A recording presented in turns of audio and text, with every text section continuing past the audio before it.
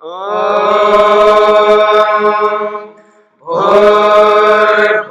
स्वः तत्सवितुर्वरेण्यं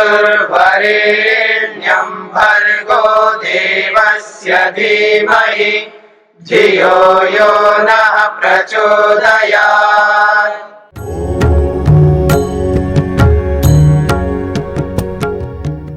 प्रकृति है परार्थत्वात्। क्यों? प्रकृति परार्थ है, स्वयं के लिए प्रकृति नहीं होती है। ततो मोक्षो भोगश्च उभौ पुरुषस्य सिद्ध्यता। इसी से मोक्ष और भोग ये दोनों पुरुषार्थ मनुष्य के सिद्ध होते हैं, क्योंकि प्रकृति परार्थ है, दूसरों के लिए, अपने लिए नहीं होती है।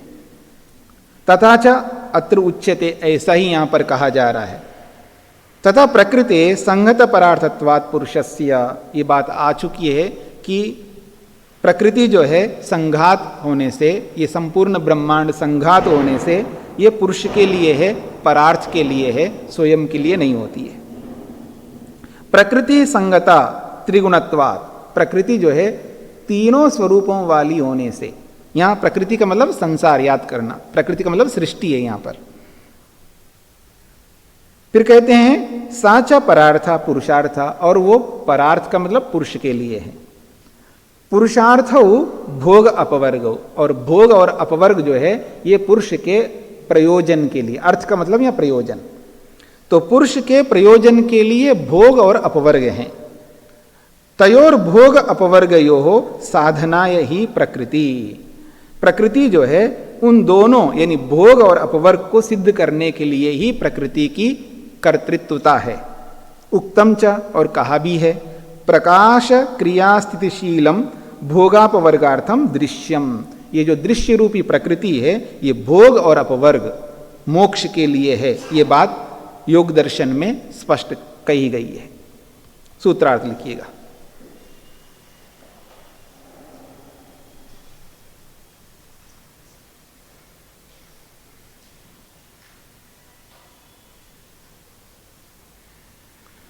विरक्त पुरुषों को मोक्ष देने के लिए, विरक्त पुरुषों को मोक्ष देने के लिए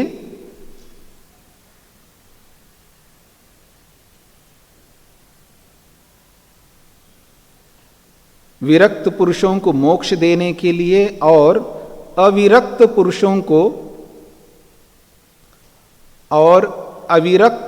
पुरुषों को भोग देने के लिए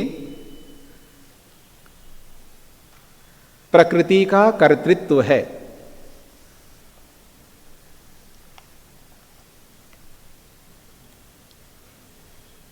अविरक्त पुरुषों को भोग देने के लिए प्रकृति का कर्तृत्व है।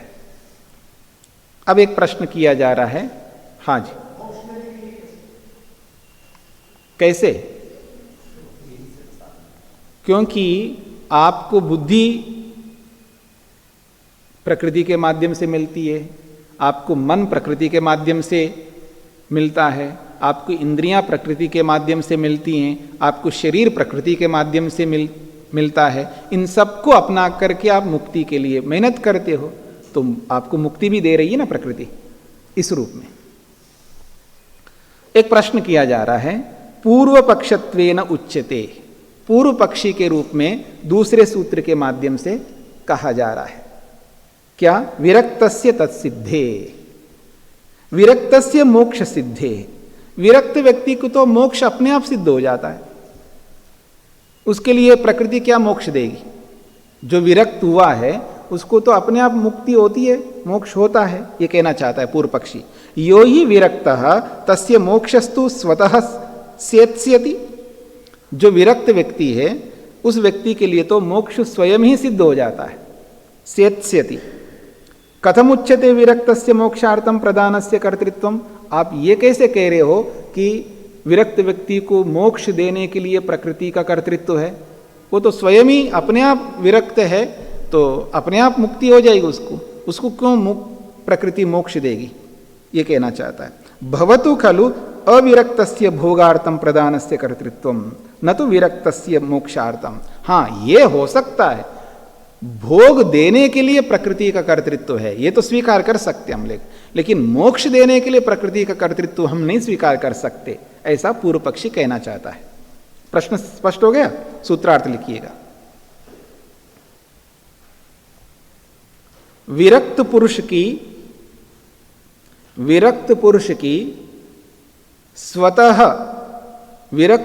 की स्वतः मोक्ष की सिद्धि होती है।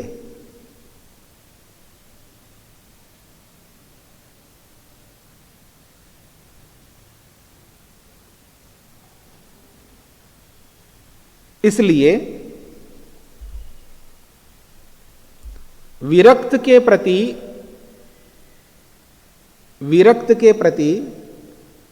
कर्तृत्व ना होकर, विरक्त के प्रति कर्तृत्व ना होकर अविरक्त व्यक्ति के लिए प्रकृति का कर्तृत्व होना चाहिए। अविरक्त व्यक्ति के लिए प्रकृति का कर्तृत्व होना चाहिए।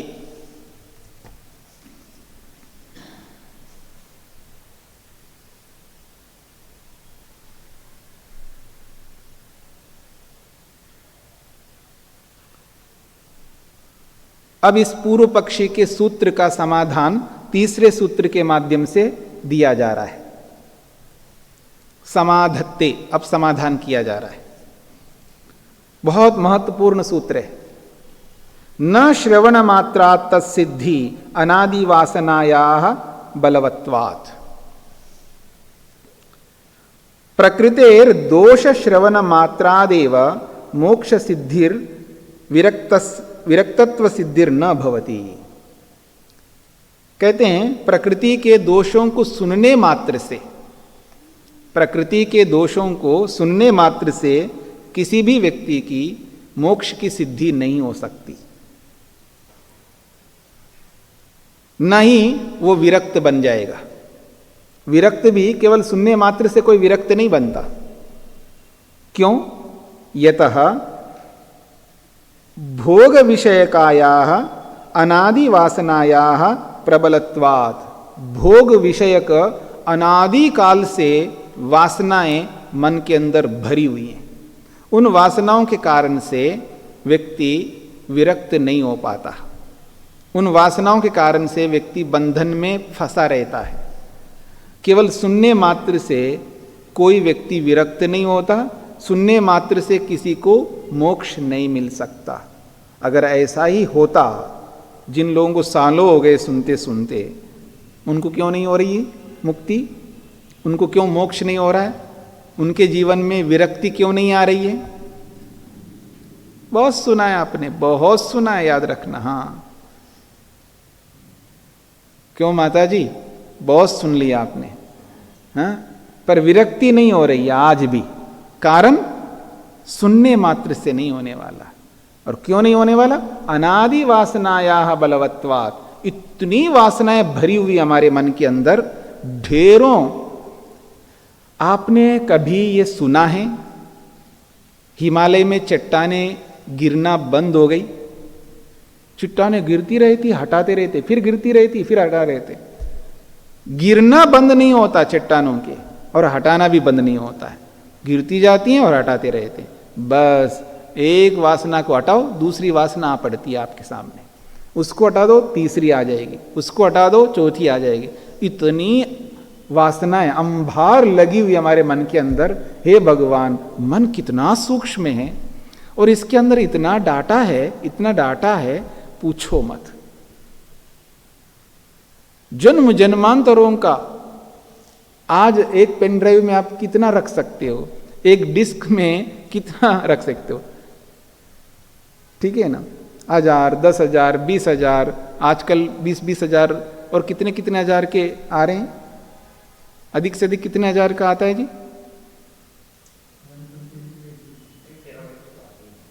1 टेराबाइट। हाँ, तो 1 टेराबाइट बस इतना ही है। और न जाने इस मन के अंदर इतना भर सकते आप, इतना भर सकते डाटा को, कभी समाप्त नहीं होने वाला है। ये मन इतना भरा हुआ है हमारे मन के अंदर, उसको समाप्त करना है आसान नहीं है केवल सुनने मात्र से हो जाए, उसके लिए बहुत कुछ करना पड़ता है। उस बहुत कुछ के लिए प्रकृति सहयोग करती है। मेरी बात समझ रहे हैं आप?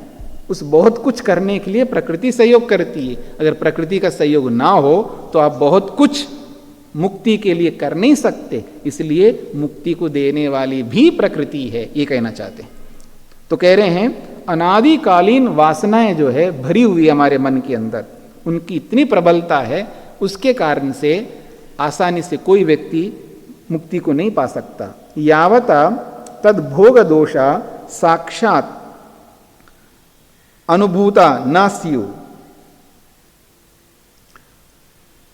कह रहे हैं यावता, जब तक तद भोग दोषा, भोग के दोषों को साक्षात प्रत्यक्ष अनुभव नहीं कर सकता व्यक्ति, न स्यु यद्वा मनन निधिध्यासने न भवेताम।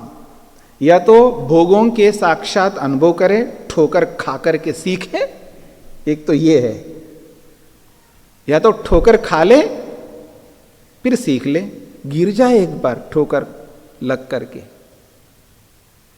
प्रत्यक्ष होता ना ठोकर खाना, बहुत रोकते हैं, मत करो मत करो मत करो। नहीं जी मेरे को करके देखना, कर ले, ठोकर खा ले, गिर जाए एक बार, पता लग जाएगा। या तो ठोकर खा करके सीख ले, प्रत्यक्ष करके सीख ले, अथवा मनन निधिध्यासने, या तो मनन करो, निधिध्यासन करो। क्या मनन करो?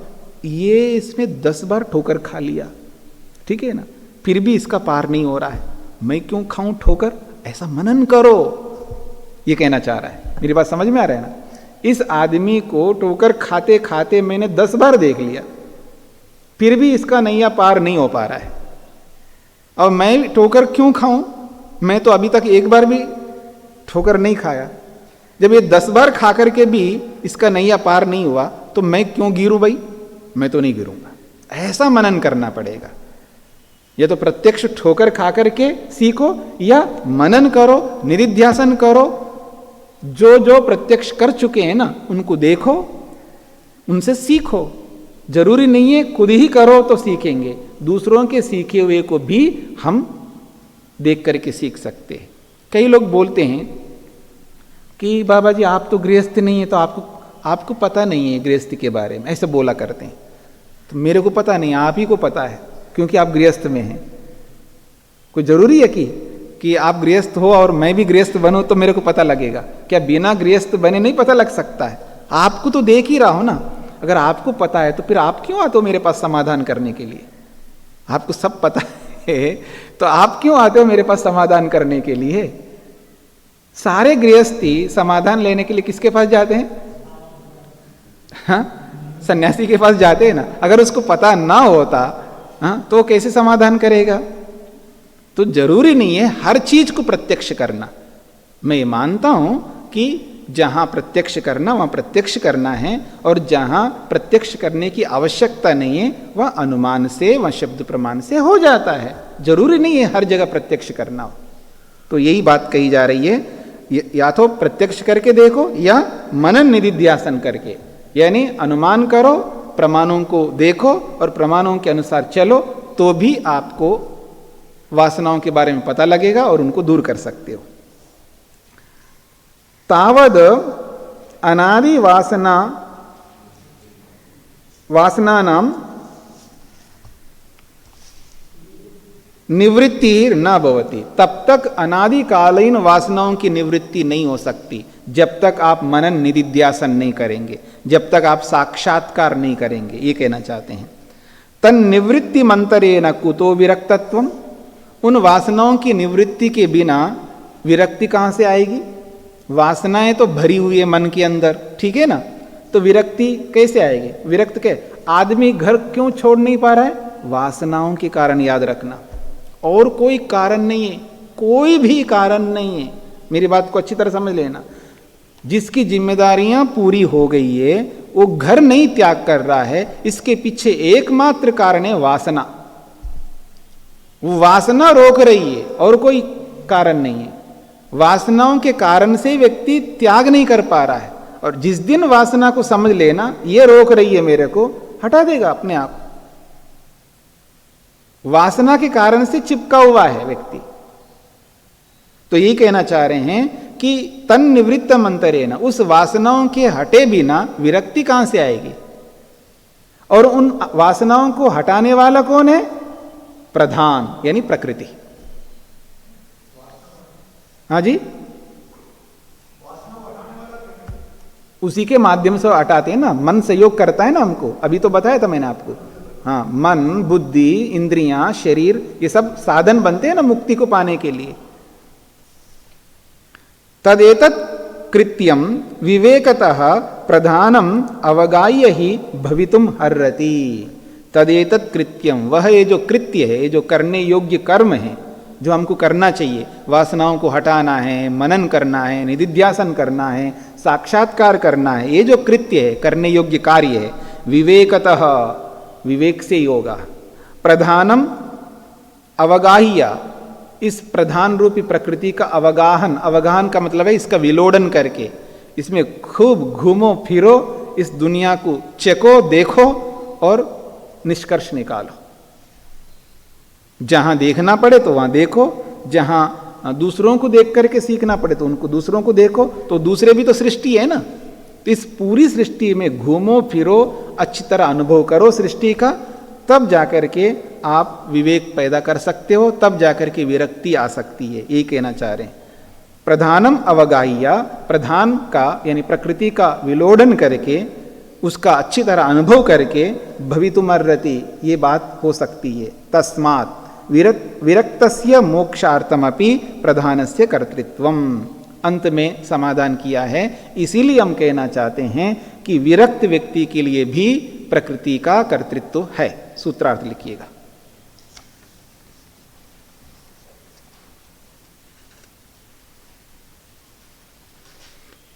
प्रकृति के दोषों को सुनने मात्र से,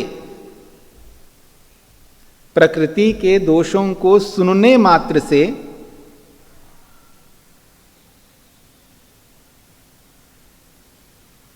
विरक्ति और मोक्ष की सिद्धि नहीं हो सकती।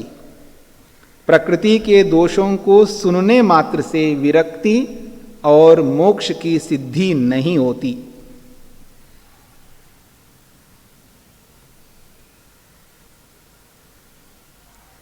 क्योंकि भोग विषयक,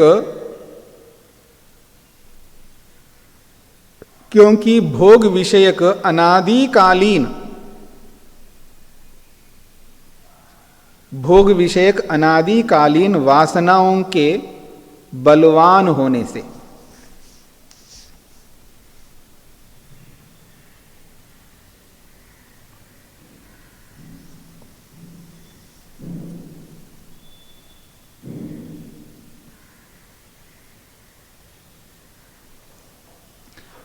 इसी बात को समझाने के लिए अगले सूत्र में और बात कही जा रही है, दूसरे उदाहरण देकर के। तथा च प्रकृते है एतत् कृत्यम, प्रकृति का ये जो कृत्य है, प्रकृति का ये जो कार्य है, दो प्रकार का कार्य, भोग देना और मोक्ष अपवर्ग देना। ये कैसा है? एक उदाहरण से समझाया जा रहा है। इतना सरल उदाहरण दिया जा रहा है, इस उदाहरण को देखते ही पता लग जाएगा, हाँ, प्रकृति का जो कर्तृत्व है, जहां भोग देने के लिए है वहां मुक्ति देने के लिए भी है। कैसे?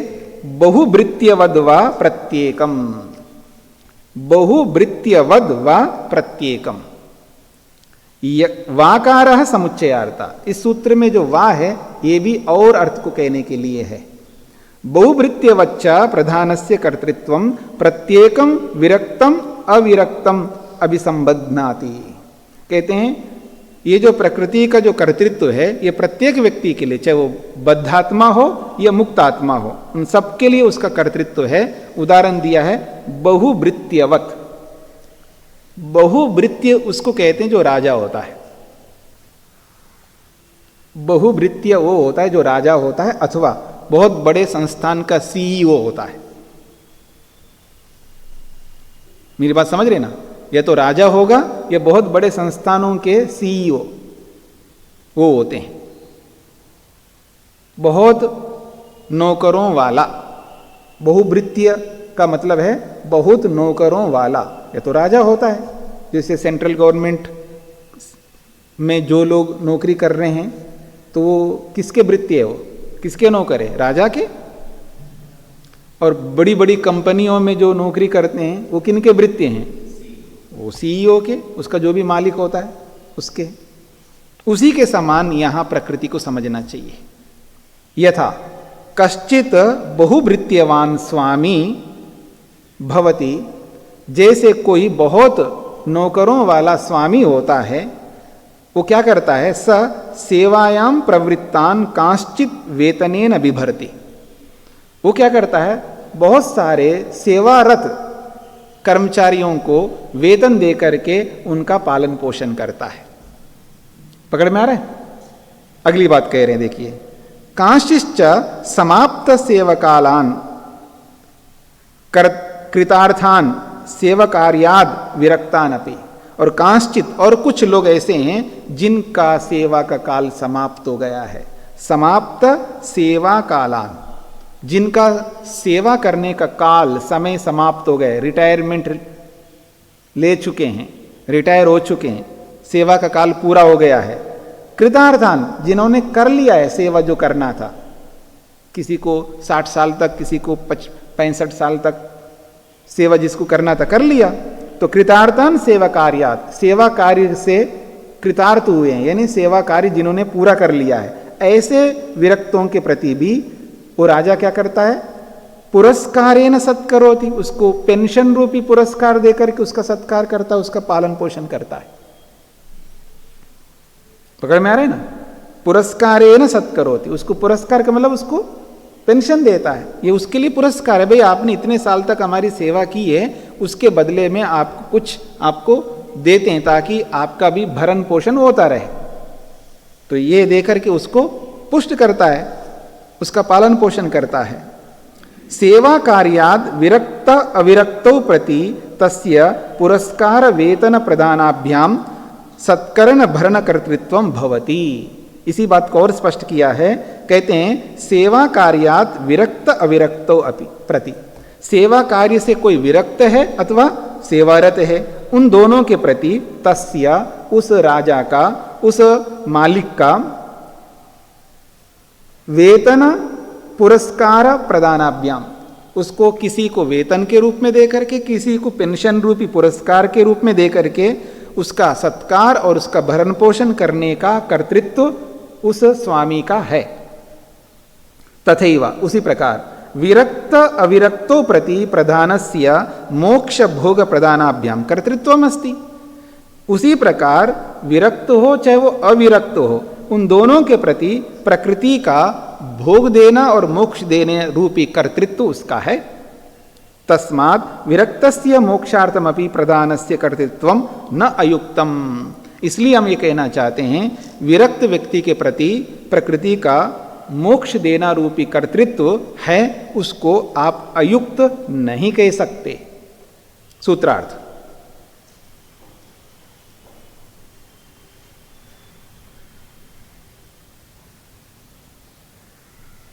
प्रकृति का कर्तृत्व, प्रकृति का कर्तृत्व किसी राजा के या किसी बहुत बड़े संस्थान के स्वामी के समान होता है। प्रकृति का कर्तृत्व किसी राजा के या किसी बहुत बड़े संस्थान के स्वामी के समान होता है।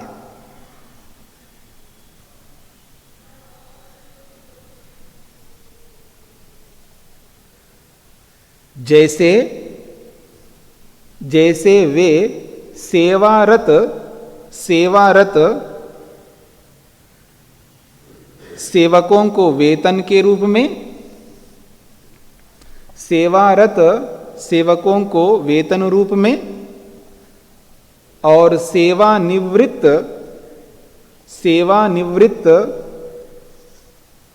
सेवकों को पुरस्कार रूप में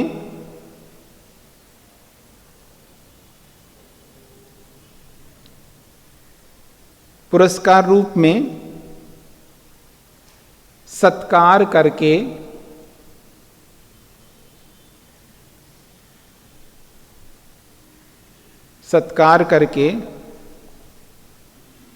भरण पोषण करने का कर्तृत्व भरण पोषण करने का कर्तृत्व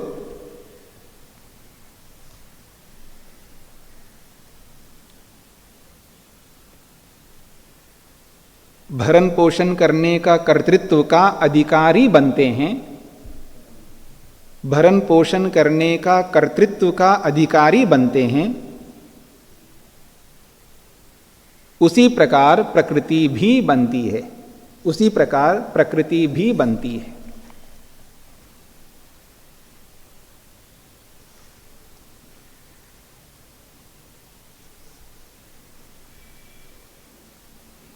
अब 5वें सूत्र में पूर्व पक्ष के रूप में प्रस्तुत किया जा रहा है। अत्र पूर्व पक्षत्वेन उच्यते, यहां पूर्व पक्षी के रूप में कथन किया जा रहा है। क्या? प्रकृति वास्तवे च पुरुषस्य अध्यास सिद्धि। प्रकृति वास्तवे विरक्तस्य मोक्षार्थम अविरक्तस्य भोगार्थम कर्तृत्वं प्रकृते चेत एवं तु प्रकृते कर्तृत्वं वास्तविकम स्यात्।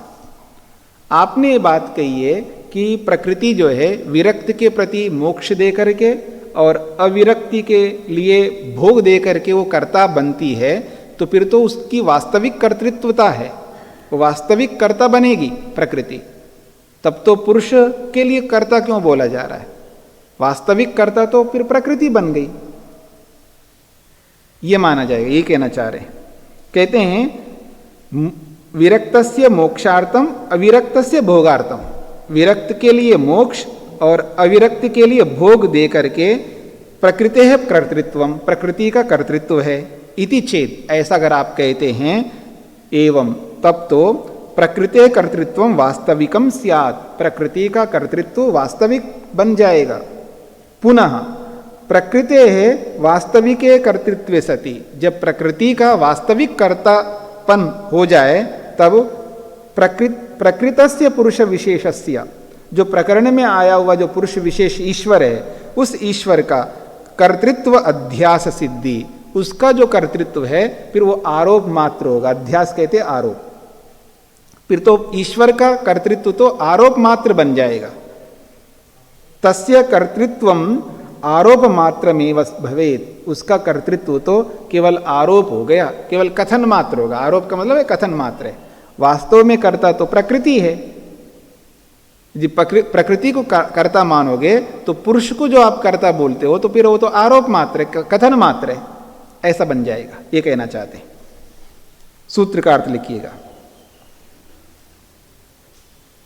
प्रकृति का कर्तृत्व वास्तविक मानने पर, प्रकृति का कर्तृत्व वास्तविक मानने पर ईश्वर का कर्तृत्व कथन मात्र रह जाएगा। द्यौः शान्तिरन्तरिक्षं शान्तिः पृथिवी शान्तिरापः शान्तिरोषधयः शान्तिः वनस्पतयः शान्तिर्विश्वे देवाः शान्तिर्ब्रह्म शान्तिः सर्वं शान्तिः शान्तिरेव शान्तिः क्षमा शान्तिरेधि। ॐ